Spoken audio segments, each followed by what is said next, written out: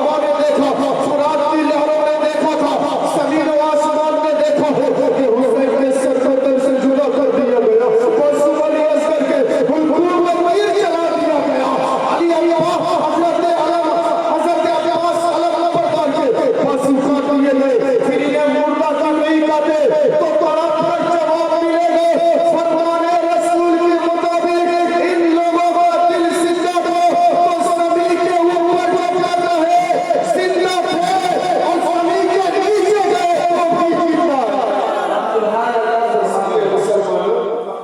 जिंदगी पैदा करो। किसी शायर ने बहुत पहले कहा था कि जिंदगी जिंदा दिली का नाम है, मुर्दा दिल क्या खाक जिया करते हैं। अगर आपका दिल जिंदा, जमीन के ऊपर आप जिंदा, दिल मुर्दा तो जमीन के ऊपर भी मुर्दा, जमीन के नीचे भी मुर्दा। तो आप अपने दिल को जिंदा कीजिए ताकि जब तक आप जमीन के ऊपर रहे तो तब भी जिंदा रहे, जब नबी जमीन के नीचे जाए तो भी आप जिंदा रहे।